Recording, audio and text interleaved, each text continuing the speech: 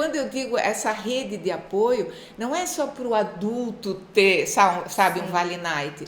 Eu sinto que é importante que as crianças tenham vários adultos nos quais eles Várias possam referências, confiar. né, Anny? Que tipo assim, se minha mãe e meu pai não estiver por perto, não tem problema. Sim. Se eu tivesse o seu Adão por perto, não tinha problema nenhum. Como isso é entendeu? importante para a vida adulta também, não só para a infância também, mas Sim, para a vida adulta, sim, né? Sim. Olha. Isso dá um conforto no mundo, eu acho, né? E isso eu tive muito forte. E a casa em que eu cresci, eu digo, a casa para mim também foi um personagem da minha infância e adolescência. Era como se ela fosse um ser. Estar naquela casa também já me deixava segura e confortável.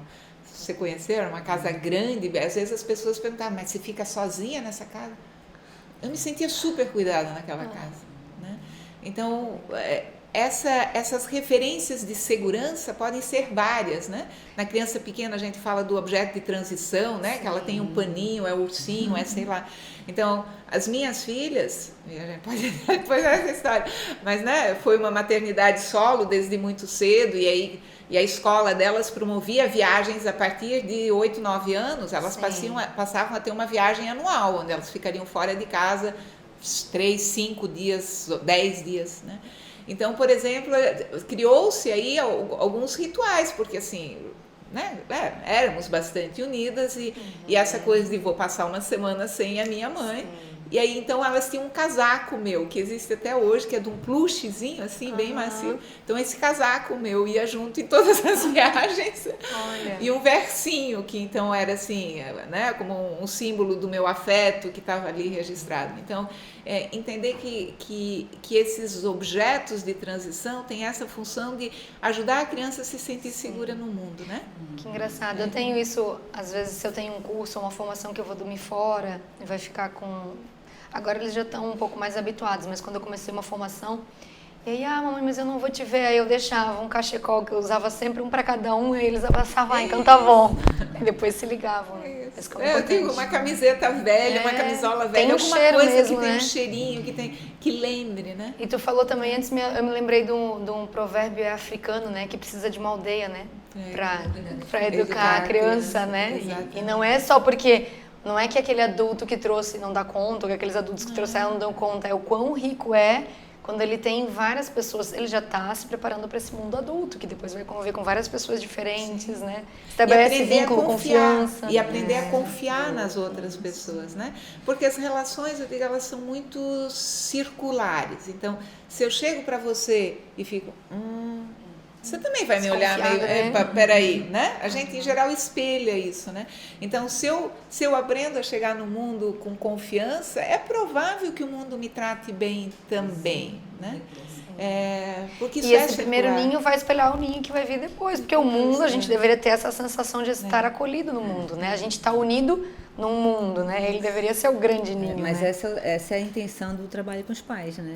Porque a família é o pequeno mundo, é o primeiro, né? Sim. Que ela vem. E a gente tem um enorme desafio agora, pós-pandemia, né? Onde as famílias, todo mundo se fechou, eu entendo que foi necessário, mas nós vamos ter que fazer, eu acho que agora um movimento, um esforço ativo para que a gente volte a se abrir para a comunidade, para que essas crianças, né? Eu sou chamada por escolas de vez em quando, então aconteceu ano passado uma escola me chamar porque estava tendo um problema com uma família, que era uma criança que havia nascido no início da pandemia, tinha passado 2 anos e meio convivendo praticamente exclusivamente com os pais, e aí ela foi para o jardim de infância e ela estava assustada com crianças, ela só tinha convivido com adultos muito tranquilos, muito pacientes, muito amorosos, e aí encontra aquele mundo, sabe, criança que cresceu com o irmão que está ali com 3 anos, gente, eles estão mordendo e batendo a 3x4, né?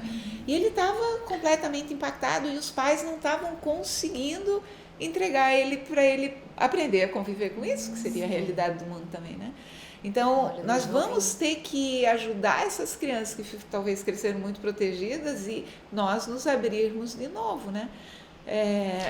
E eu agora até conversando aqui que eu estou me lembrando porque eu cresci longe da minha família, né? Minhas filhas cresceram longe da minha família, né? De referência. A família do pai morava longe, a minha família morava longe.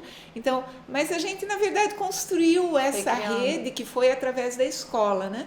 Então é uma escola que tem uma gestão comunitária, isso criou. E a gente morava num condomínio onde havia 10 famílias dessa escola. Nossa. Então havia várias casas onde essas crianças iam e vinham lá para casa. Ali. O portão da minha casa estava eternamente aberto, não fechava nunca.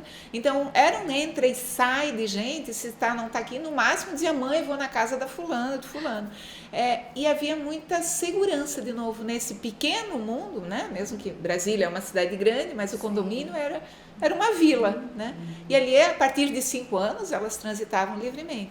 Então, saber que teve momentos que isso foi crucial, assim, teve um momento bem difícil, um dia muito difícil, já escrevi sobre isso, onde eu realmente não estava dando conta, assim, né? Logo depois de separação, e eu não estava dando conta de nada, e eu me escondi das minhas filhas. Dentro de casa, eu me escondi das minhas filhas. Eu pensei, se eu for lá agora lidar com criança pequena, mãe isso, mãe aquilo, eu ia fazer algo não muito legal. E esse ambiente todo ajudou, porque elas tinham outras pessoas. E aí a mais velha pegou as 2 menores pela mão e eles foram até a casa de uma amiga, a 2 quadras de distância. E essa amiga me ligou: Anne, as meninas estão aqui.